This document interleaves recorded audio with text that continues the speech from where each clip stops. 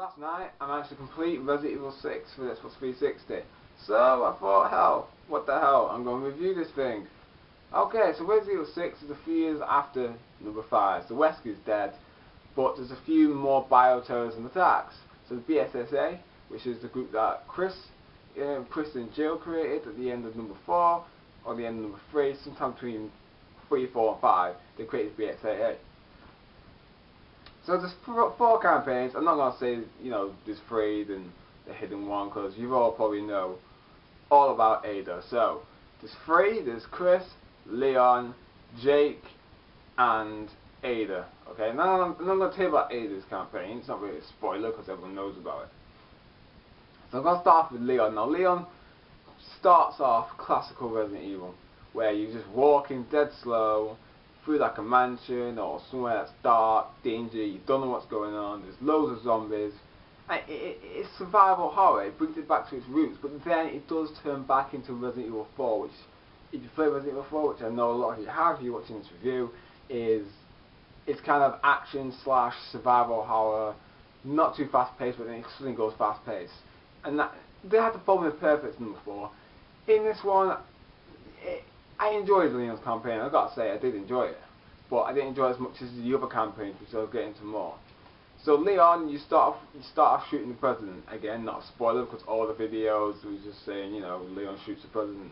Now the president's a zombie, so he didn't really kill the president. He was already dead. But anyway, moving on. Technicalities, you know what it's like. So moving on, he kills the president, and then he's got this girl called Helena. I think it's Helena Harper. I can't remember her second name. Anyway, so she's called Helena.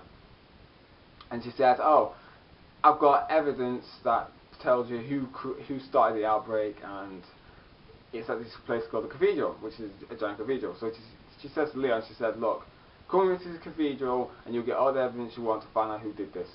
So Leon's like, right, okay, let's go to the cathedral, and that's when the game starts.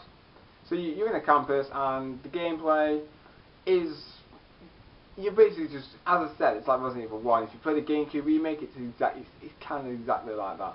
Now you have got a tap button and you've got your shoot button. Now, to be honest, I did prefer the infantry system from number 5, because then it's just pressing D-pad. You had your shotgun on your left, you had your rocket launcher on your right, you had your pistol, and you had your machine gun. So it's the easiest to swap weapons this time. You've got to scroll through. So say you wanted to use your pistol and you're on your shotgun, you've got to go all the way around or go the opposite way around to get to your pistol. In the middle of battle, it can be a bit hectic. It's the same with the new herb system as well, that goes across all 4 campaigns. Instead of just having a herb that you can just eat, or and then you combine 2 together, what you got to do is you got to combine it, put it into tablet form, and then put the tablet form into your pocket so you can use it in the middle of battle. I don't know why they've done that mechanic, to be honest. It's a bit annoying. Yes, you do get it, and you still learn that you double tap it and you can put 2 pills in your hand instead of doing 1 at a time, and it kills your 4 or 5 bars of health. Which, now, they're not bars, they're blocks. And something they put in survival horror again, which I don't understand, is generating health.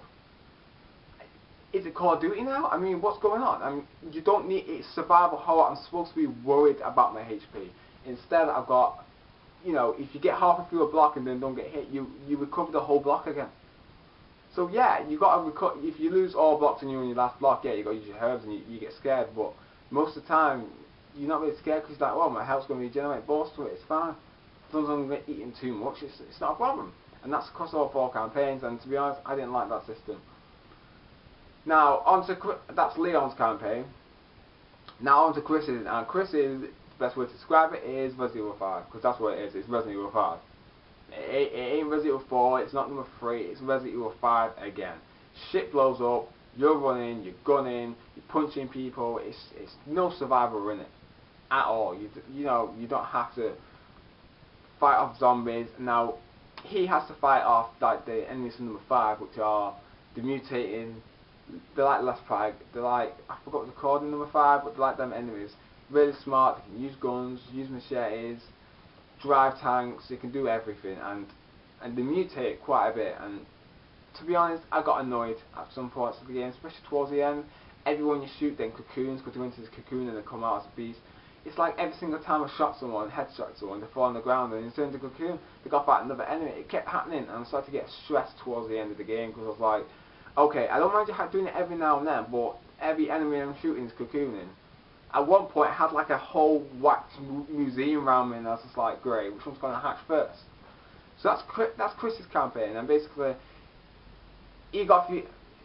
This is a bit of a spoiler, but he got a few people killed in his command. You find out how they got killed, so it's not really a spoiler. I'm not telling you how they got killed, but they got killed, and this guy comes back called Pierce, which is a new character in the Resident Evil series. He comes and he gets Chris and goes, look, Chris, you're a drunken mess. Come on, man, we've got a job to do. You're still our captain, and we're going to bring you back, whether you like it or not. So Chris comes back, and he's on a mission. Now, I'm not going to say any more than that. His original mission is to stop all the VOWs, but I'm not going to spoil it as to what his campaign is all about. Now, the third campaign, which is the campaign that surprised me the most, was Jake's. I didn't know what to expect, to be honest. I was like, right, this guy is, again, little spoiler, but if you know Resident 6, you know who Jake is. Jake is Wesker's son. I don't know how he was conceived, if he was a test tube or whether, I have no idea how it happened, but Wesker has a son, and he's got some of Wesker's abilities, it looks like. Not all, but you don't see him like teleporting or anything like that. You see him dodging bullets, you see him taking people down in hand-to-hand combat. You see Wesker in him, basically. You're thinking, okay, Wesker. And also a bit of Starkiller from Star Wars. I don't know why, it's just, he looks like, you put them together and you think the brothers are twins or something. But anyway, back into the campaign. So you got, Jake's partner is Sherry Birkin from Resi 2. Now, it's nice to see Sherry here again. Last time I saw her, I was looking after her, holding her hand every 5 minutes. Now it's just nice to see her with a pistol and kicking ass on my hand. She is a very good character. Because you find out that, she's a government agent now. She's 26. And you're thinking, wow, you really have grown up from that little tiny girl from Resi 2. And she recognizes Leon and Claire, and she's like, yeah, these are like my 2 best friends. I'm leading by their example. I'm trying to make the world a better place because my dad kind of put it where it is right now. Because obviously we all know that Wesker and Birkin both create the virus together. It's a mutated version of the virus, because the virus is called the C virus, not the G virus. But at the end of the day, it's off the basis of the old virus. So she's trying to make good on what Leon and Claire stand for. Now, as I said, his is a bit of survival horror, a little bit, and you do get stalked by a guy. And I'm just gonna say, he makes the Nemesis look like a 5-year-old kid. To be honest with you, I was more scared of this guy than I was of the Nemesis. I did enjoy fighting the Nemesis, but this guy, I don't know, he freaks me out a bit more than the Nemesis did until the last battle, that is. And then there's a 4th campaign, which I enjoyed the most. I'm not going to talk about it because it has got a lot of spoilers in it. But the 4th campaign is Ada's, and that's the one I enjoyed the most. I enjoyed seeing the fact that I like to see where Ada was during all 3 campaigns. Now, the 3 campaigns are merged together at different points. Like, Leon and Chris has that famous scene that you probably all seen. I'm not going to talk about it, but they meet each other. And then Chris meets Jake and Sherry. And then Jake and Sherry meet Leon.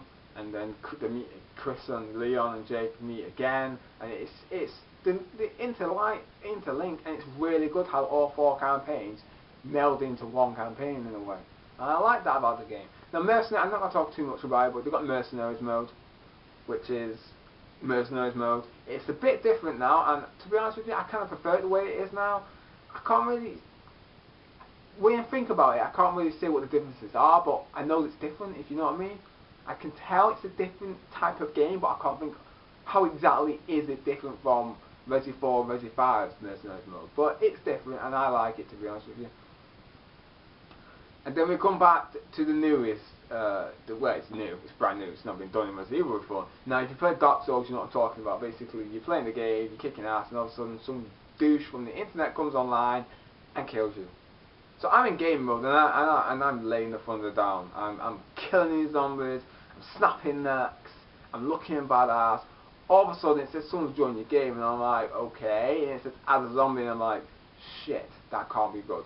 So then you forget all about the normal enemies or the normal bosses, whatever you're doing. You're looking for this guy who's hunting you down. You're like, shit. It takes you out of the game, to be honest with you. I don't like it. I know some people are warm to it, but I don't like it. Because at the end of the day, if I'm going to play it, I don't want to be chased down by someone on the internet. Now, you can turn it off before, everyone starts kicking me off about this. I know you can turn it off when you first select the game. But I don't know. I don't like that mode, so I turned it on first time just to see what it's like, but I don't like it, to be honest, and I'm probably not going to use it in the future. Now, Capcom are famous for this on-disc DLC bullshit from obviously Street Fighter versus Tekken. Yeah, apparently it's on this DLC, but it's the difficulty and it's map and this, so I'm kind of going to let them off, depending what's on the disc. If there's a massive piece of DLC on the disc, I'm going to be pissing, especially if there's a lot of points. But all in all, Resident Evil 6 is better than number 5. I prefer this to number 5, and I'm enjoying this a lot more than number 5. Because there's 4 campaigns, 4 different ways of playing. You've got Resident Evil Leon, classic Resident Evil Leon. You've got Resi 5, which I think is better than Resi 5, gameplay for Chris.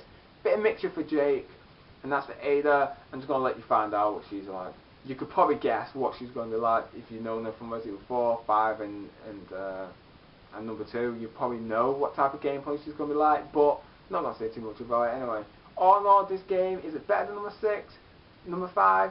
Yes. Does it deserve all the shit it's getting off the internet and all these 4.5 reviews? Hell no! There's a lot worse games out there that have gotten better review scores than Resident Evil 6. And Resident Evil 6 ain't that good. Yes, survival horror in Resident Evil has probably died.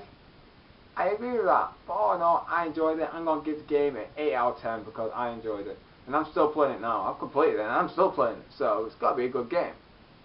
Okay, so if you don't agree with me, you think it's worse than 5, comment below. Let Salim know. And why right? Tell me what your favourite Resident Evils are. If you've got any, I mean, you might just say number 4, you might say 5. I don't really care. Just let me know. I'm curious to see what other people's favourite games are. And I'll see you next time.